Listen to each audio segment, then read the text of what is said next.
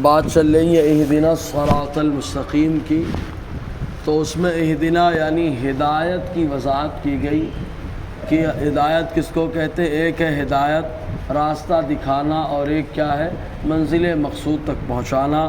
بہرکیف تو ہدایت کی وضاحت کی گئی۔ ابھی الصراط المستقیم سیدھے راستے پہ اللہ چلائے، تو یہ سیدھا راستہ کون سا راستہ ہے؟ تو اس میں الگ الگ تفسیریں کی جاتی ہے۔ کسی نے کہا سیدھے راستے سے مراد اسلام کا راستہ ہے، کسی نے کہا سیدھے راستے سے مراد قرآن کا راستہ ہے۔ لیکن اگر آپ غور کریں گے تو ایک دم کلیئر ہو جائے گی بات۔ یہاں بدل مبدل منہوں کے طور پر اللہ تعالیٰ نے خود ذکر فرما دیا سیدھا راستہ، خود آگے فرماتا ہے صراط الذین انعمت علیہم، ان کا راستہ جن پر اے اللہ تو نے انعام کیا۔ تو خود ایک دم وضاحت کر دی گئی کہ ان کے راستے پر، ان کے نقش قدم پر چلا جن پر اے اللہ تیرا انعام اور احسان ہوا۔ تو اللہ تبارک و تعالیٰ نے کن لوگوں پر انعام و احسان فرمایا؟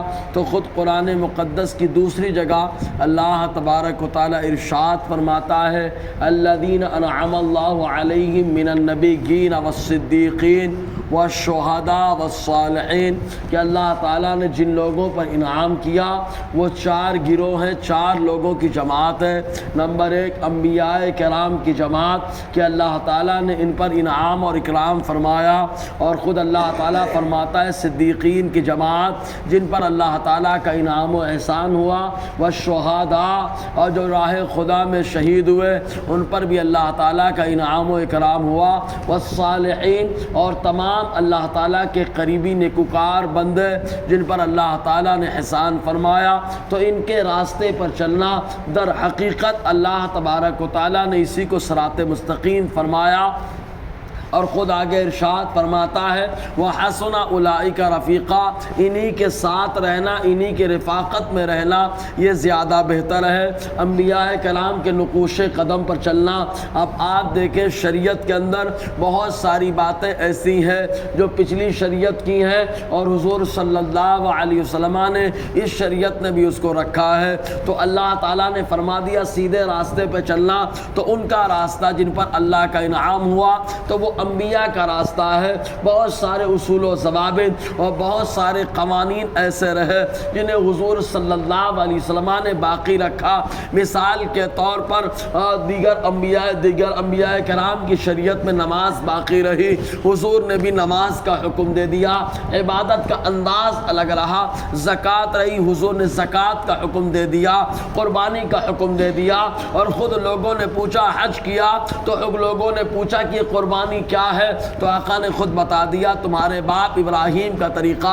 تو اس طریقے سے انبیاء کرام کے بہت سارے قوانین کو حضور صلی اللہ علیہ وسلم نے اس شریعت نے باقی رکھا، اور بہت ساری چیزیں وقتی طور پر رہی اور اللہ تعالیٰ نے ان کا حکم منسوخ فرما دیا۔ جیسے یہ کہ حضرت یعقوب علیہ السلام کی شریعت کے اندر اونٹ کا گوشت کھانا اور اس کا دودھ پینا یہ جائز نہ تھا، لیکن اللہ تبارک و تعالیٰ نے مصطفیٰ جان رحمت صلی اللہ علیہ وسلم کی شریعت کے اندر اس کو جائز قرار دے دیا۔ یہی وجہ کہ حضرت عبداللہ ابن سلام رضی اللہ تعالیٰ عنہ جب یہودیت کو چھوڑ کر کے اسلام میں داخل ہوئے تو شروع میں انہوں نے اونٹ کا گوشت اور اس کا دودھ پینے سے گریز کیا، اس وجہ سے کہ اسلام کے اندر اونٹ کا گوشت کھانا فرض واجب نہیں خالی جائز ہے، اونٹ کا دودھ پینا فرض واجب نہیں خالی جائز ہے۔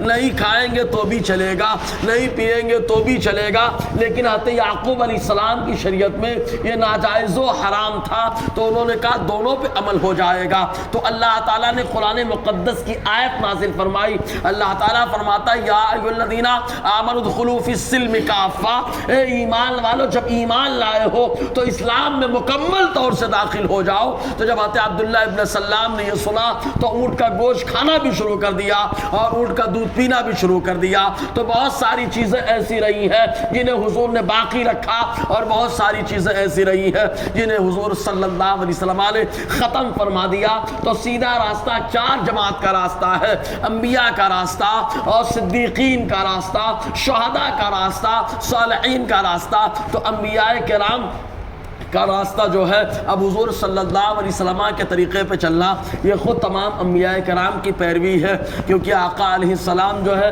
تمام انبیاء کرام کی خوبیاں اللہ تعالیٰ نے ہمارے نبی کے اندر پیدا فرمائی، سراپا خوبی ہمارے نبی کے اندر، اللہ تعالیٰ نے ہر خوبی کا جامع ہمارے نبی کو بنا دیا، اور ہمارے نبی کا معاملہ ایسا کہ بہت ساری چیزوں کو آپ نے پسند فرمایا، بہت ساری چیزوں کو منع فرما دیا۔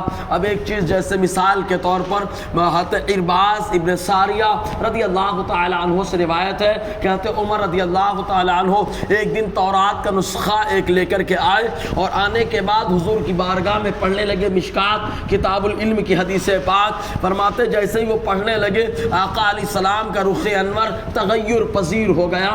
ابو بکر صدیق حضور کے چہرے کو دیکھ رہے تھے، عمر تورات کو پڑھ رہے ہیں اور آقا علیہ السلام کا چہرہ بدل رہا ہے۔ حضرت ابو بکر نے کہا سکیلت کا سواکل، اے عمر رونے والیاں تم پہ روئیں، تم کیا غضب کر رہے ہو، مصطفیٰ جان رحمت کے چہرے کو نہیں دیکھتے ہو؟ تو آقا علیہ السلام کے رخ انور کو دیکھا، گھٹنوں کے بل کھڑے ہو گئے اور معذرت کرنے لگے، اے اللہ کے حبیب صلی اللہ علیہ وسلم، عمر راضی ہے اس بات پر کہ اللہ تعالیٰ جو ان کا رب ہے، عمر راضی ہے اس پر کہ قرآن اس کی کتاب ہے، عمر راضی اس بات پر کہ اسلام اس کا دین ہے، عمر اس بات پر راضی ہے کہ آپ اس کے پیغمبر ہیں۔ آقا علیہ السلام نے فرمایا عمر تورات کی تم تلاوت کر رہے ہو جبکہ تورات کے اندر تبدیلی کر دی گئی ہے۔ آقا فرماتے اگر موسیٰ علیہ السلام بھی آج کے دور میں ظاہر ہو جائیں تو موسیٰ علیہ السلام کو بھی میری پیروی کرنی پڑے گی۔ تو یہ حضور صلی اللہ علیہ وسلم کا معاملہ، تو اللہ تعالیٰ کا راستہ صراط مستقیم، یہ 4 جماعت کا راستہ ہے انشاءاللہ، اور آگے گفتگو رہے گی۔ اللہ تعالیٰ ہم سب کو فیضان قرآن برکات قرآن سے مالا مال فرمائے۔